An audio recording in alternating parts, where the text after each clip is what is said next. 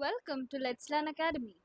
This is Ashika Panikar, and today we shall study A Long Walk to Freedom by Nelson Mandela. This chapter is a bit lengthy, so we will study this in two parts. So, this is part 1. Nelson Mandela is a quite heard name. It is a very famous quote by himself. It always seems impossible until it's done. कोई भी चीज़ जब तक हो नहीं जाती तब तक हमें वो इम्पॉसिबल लगती है। अब आप सोच रहे होंगे कि नेल्सन मंडेला एग्जैक्टली कौन थे, हम उनके बारे में क्यों पढ़ रहे हैं, क्या रीज़न है। So let us see. शुरू करने से पहले I will tell you about a new word which you might have not heard yet, that is apartheid. Apatheid is a political system that separates people according to their race. अब ये exactly क्या है? हम Indians ने काफ़ी सालों तक बहुत सारे डिस्क्रिमिनेशन सहे हैं on the basis of religion, caste, creed, race etcetera. इसमें जो रेस होता है इसका मतलब ये होता है on the basis of colour. India के बाहर काफ़ी सारे कंट्रीज़ में, स्पेशली अफ्रीका वगैरह में, एपोथीड की प्रॉब्लम रहती थी. एपोथीड क्या है? लोगों को उनके कलर के बेस पे डिस्क्रिमिनेट किया जाता था. जो वाइट्स थे यानी कि जो इंग्लिश पीपल थे, वो डार्क स्किन्ड पीपल जो अफ्रीकन्स थे उन्हें काफ़ी डिस्क्रिमिनेट करते थे, उन्हें उनकी बेसिक नीड्स नहीं देते थे और उनके साथ बहुत ही अनजस्टिस करते थे. Nelson Mandela and his African National Congress. Nelson Mandela, I'll tell you who was he. He was the first black president of South Africa. Black skinned पहले president थे South Africa में. जैसे इंडिया में जितनी importance Mahatma Gandhi की है उतनी ही ज़्यादा वर्ल्ड वाइड नेल्सन मंडेला की भी है, because he was one of the person जिन्होंने ये एपर्थीड को रिमूव किया था काफ़ी हद तक. So Nelson Mandela and his African National Congress, which was his party basically, spent a lifetime fighting against apathy. Apathy के खिलाफ लड़ते उन्होंने अपनी पूरी शायद ज़िंदगी गुजार दी थी. Mandela had to spend 30 years in prison. 30 साल तक उन्हें इस बात की वजह से जेल में रहना पड़ा. Finally, democratic elections. Democratic elections, you know the meaning of democracy, where people are allowed to follow what they like, their choices, etc. तो जब democratic elections finally हुए साउथ अफ्रीका में in 1994, and Mandela became the first black president of a new nation. तब Mandela, जो Nelson Mandela थे, वो first black president बने south Africa के. आज की डेट में जो प्रिजनर्स होते हैं, जो जेल में रहते हैं, हम समझते हैं कि वो बुरे लोग हैं, उन्होंने कुछ गलत किया है. लेकिन हमेशा याद रखना, एक ऐसा भी वक्त था जब मासूम लोग जिनकी कोई गलती नहीं है, जो सिर्फ सच्चाई के लिए लड़ते हो, जो सिर्फ अपनी फ्रीडम के लिए लड़ते हो, वो लोग भी जेल में रहे थे. And he is a perfect example where he himself stayed in the prison for around 30 years, and that is a quite long time. So in this lesson we shall be studying a simple fact, that is say no to racism. A Long Walk to Freedom actually Nelson Mandela की खुद की autobiography है, उनकी एक book है और उसमें से लिया हुआ एक पोर्शन है छोटा सा जो आप इस लेसन में पढ़ेंगे. और ये जो पोर्शन है ये एक्चुअली सेरेमनी है जब वो अपना ओथ ले रहे थे प्रेसिडेंट होने का. The date is 10th May 1994. So let's begin. 10th May dawned bright and clear. Dawned का मतलब होता है सुबह होना. सो 10th May की जो सुबह थी वो काफ़ी ब्राइट और क्लियर थी. For the past few days, पिछले कुछ दिनों से, I had been pleasantly besieged by. I had been pleasantly besieged by मतलब यहाँ पे बिसीज्ड जो होता है उसका मतलब है आस पास काफ़ी सारे लोगों का होना, to be surrounded closely by basically. I had been pleasantly besieged by dignitaries and world leaders. Dignitaries are the respected people or the honorable people, especially हम ministers के लिए ये word काफ़ी use करते हैं. And world leaders who are coming to pay their respect before the inauguration. Inauguration ceremony होने वाला था जहाँ पे वो अपना oath लेने वाले थे president होने का. तो उसमें जो भी वर्ल्ड फेमस लोग यानी कि वर्ल्ड लीडर्स और डिग्नेटरीज आने वाले थे वो काफ़ी क्लोज हो गए थे नेल्सन मंडेला से, काफ़ी बातचीत होने लगी थी. The inauguration would be the largest gathering ever of international leaders on south African soil. वो इनॉग्रेशन में जितने लोग आने वाले थे उतने लोग पहले कभी भी साउथ अफ्रीका में इकट्ठे नहीं हुए थे, जिसमें काफ़ी सारे इंटरनेशनल लीडर्स भी इंक्लूडेड थे। The ceremonies took place in the lovely sandstone amphitheater formed by the Union buildings in Pretoria. ये जो सेरेमनी थी, इनॉग्रेशन सेरेमनी, वो एम्पी थिएटर में हुई थी, जहाँ पे सैंडस्टोन्स थे। Sandstones are nothing but simple stones, अलग अलग मिनरल से बने हुए स्टोन्स ही होते हैं। एम्पी थिएटर का मतलब होता है जब कोई ओपन ग्राउंड, ओपन प्लेस में कोई फंक्शन हो रहा हो, बीच में हो सकता है वहाँ पे स्टेज जैसा कुछ हो, और आसपास चारों तरफ लोग घेर के बैठ सकते हैं। यहाँ पे जो एम्पी थिएटर था उसके चारों तरफ यूनियन बिल्डिंग्स थे, बड़े बड़े बिल्डिंग्स थे, और उसके बीच में जो प्लेन ग्राउंड एरिया था वहाँ पे ये इनॉग्रेशन सेरेमनी हुआ था, and the place was Pretoria.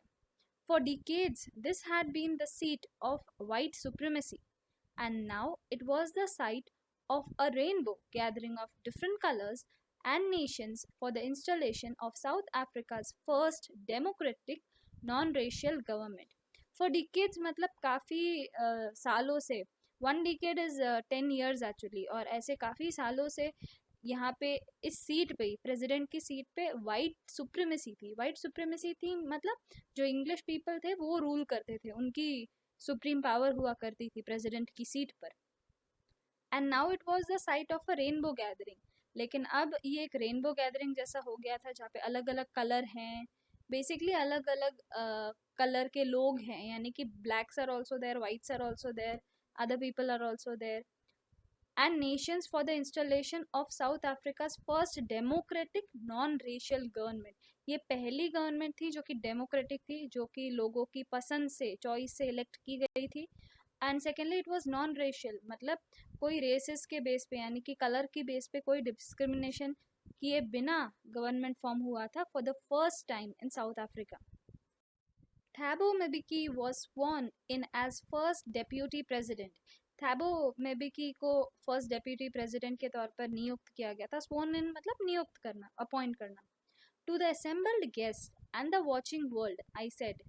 अब जो बातें कही गई है वो नेल्सन मंडेला की खुद की वर्ड्स है. Today all of us do by our presence here confer glory and hope to newborn liberty. आज हम सभी खुश हैं, आज हम सभी यहाँ पे इकट्ठे हुए हैं एक newborn liberty, liberty means freedom, की खुशी मनाने के लिए. Out of the experience of an extraordinary human disaster that lasted too long must be born a society of which all humanity will be proud. अब तक जो हमने experience किया है, इतनी एक्स्ट्राऑर्डिनरी मतलब यहाँ पे एक्सट्रीम लेवल की ह्यूमन डिजास्टर थी, ये लोगों को जो डिस्क्रिमिनेट करते थे एक दूसरे से, और ये काफ़ी लंबे समय तक चली थी. इसमें से अब जो सोसाइटी बॉर्न हुई है वो ऐसी होनी चाहिए जिसपे ह्यूमंस प्राउड फील करे, यानी इतनी अच्छी होनी चाहिए, इतनी यूनिटी रहनी चाहिए. We today have been given the rare privilege. Rare privilege मतलब यूजुअली अब तक की बात देखें तो अब तक साउथ अफ्रीका में लोगों को, जो ब्लैक्स होते थे, अफ्रीकन पीपल होते थे, उनको देखा भी नहीं जाता था, उनको कोई फैसिलिटीज़ कुछ नहीं दी जाती थी, उनकी बेसिक नीड्स भी पूरी नहीं की जाती थी. अब उन्हें एक मौका दिया गया है. So that is rare privilege to be host to the nation. Host to the nations मतलब नेशन का होस्ट बनना. That means to become such a big minister of the world on our own soil. We thank all our distinguished international guests for having come to take possession with the people of our country of what is, after all, a common victory for justice, for peace, for human dignity. Nelson Mandela सभी आए हुए guest को thank you करते हैं, उन्हें thanks बोलते हैं कि वो लोग ये जगह पर इकट्ठे हुए हैं जहाँ पे सिर्फ एक पर्टिकुलर साउथ अफ्रीका की ही नहीं, जबकि पूरे वर्ल्ड के लिए, पूरे सभी ह्यूमंस के लिए जस्टिस, पीस, ह्यूमन डिग्निटी के लिए सब साथ में आए हैं.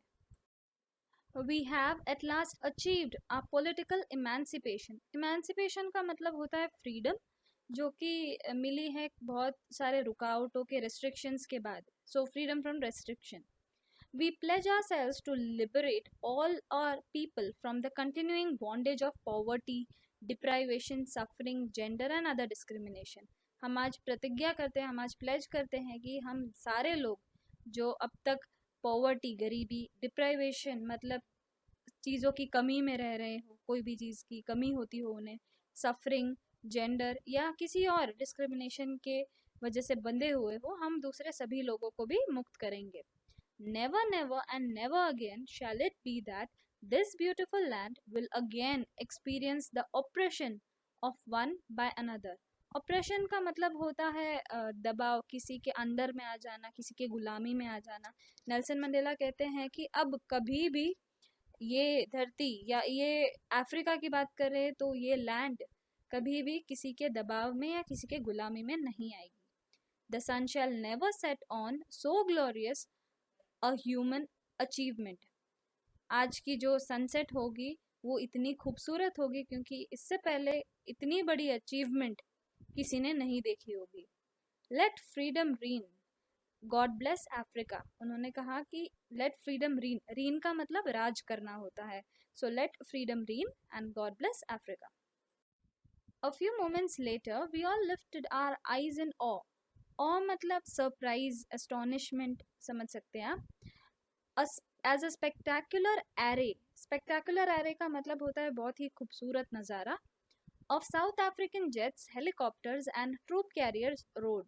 उन्होंने देखा कि आकाश में जो साउथ अफ्रीका की जेट एयरप्लेन्स थी, हेलीकॉप्टर्स, ट्रूप वगैरह थे, ग्रुप जो उनकी पूरी थी, उन्होंने बहुत ही अच्छा एक डिस्प्ले किया आसमान में.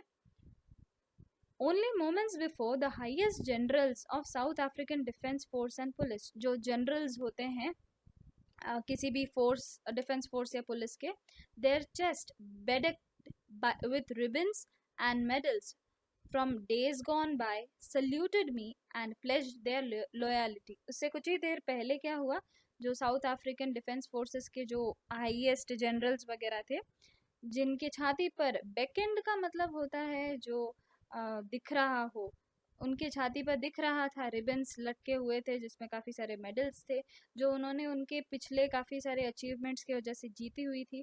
वो सारे लोग जो जनरल्स थे वो नेल्सन मंडेला को सल्यूट कर रहे थे और अपनी लॉयल्टी का प्लेज ले रहे थे. Finally a chevron, it is also pronounced as chevron somewhere and also pronounced as chevron somewhere. So finally a chevron of Impala jets left a smoke trail of the black, red, green, blue and gold of the new South African flag.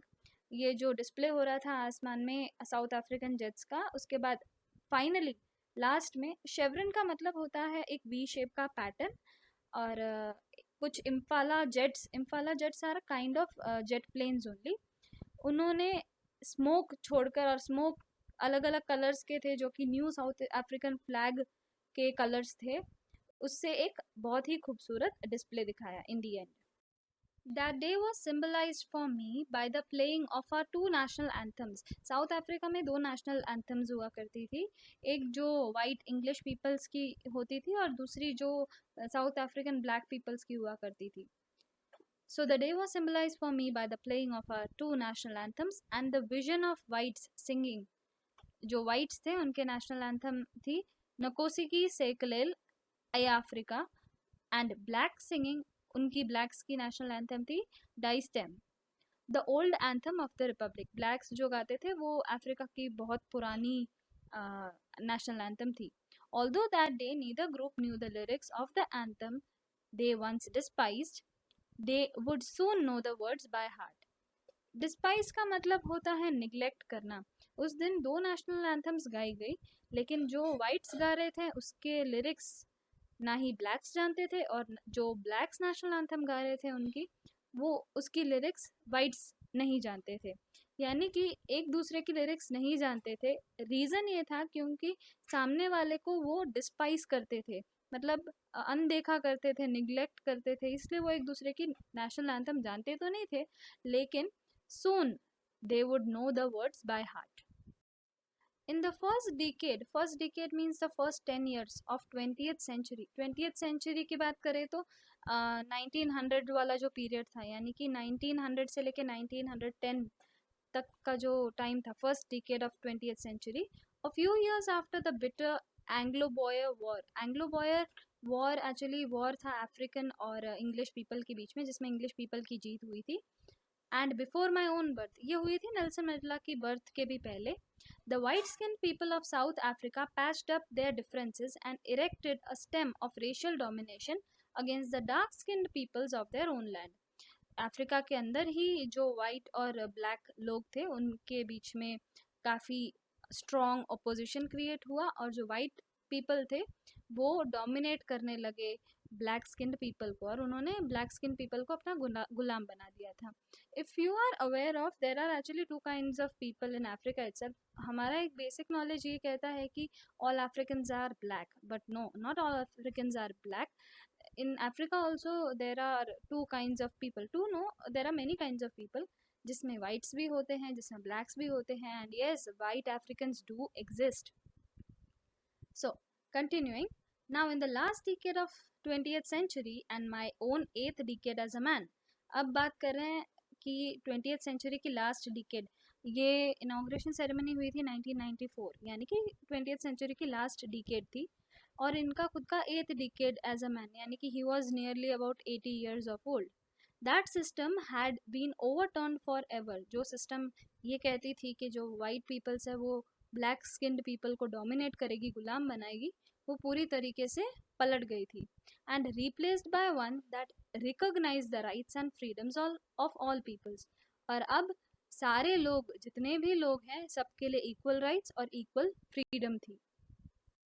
The policy of एपाथीड, एपाथीड मैंने शुरुआत में बताया था, discrimination on the basis of colour of people, created a deep and lasting wound in my country and my people. Obviously ये जो एपाथीड वाली policy थी वो उसने गहरी चोट पहुंचाई थी अफ्रीकन लोगों में और अफ्रीकन कंट्री में भी.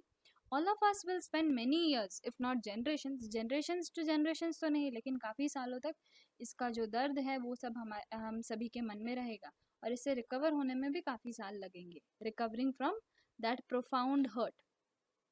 But the decades of oppression and brutality had another unintended effect, and that was that it produced the Oliver Tambos, the Walter Sisululas, the Chief Luthuilas, the Yusuf Dadus, the Bram Fishers, the Robert Sabukubis of our time, men of such extraordinary courage, wisdom and generosity. अब इसका मतलब क्या हुआ था, इतने decades, इतने सालों तक हमने ऑपरेशन सहा, ब्रूटैलिटी सही, ब्रूटैलिटी का मतलब होता है अन्याय, सहा. इसी के वजह से आज अनइंटेंडेड, मतलब हमने सोचा भी नहीं था, ऐसे काफ़ी सारे लोग यहाँ इकट्ठा हुए हैं, और उसमें से काफ़ी सारे लोगों के नाम भी यहाँ बताए गए हैं. They are few great people well known in South Africa also and outside South Africa also.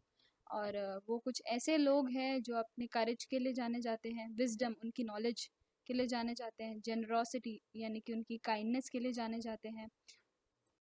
My country is rich in the minerals and gems that lie beneath its soil.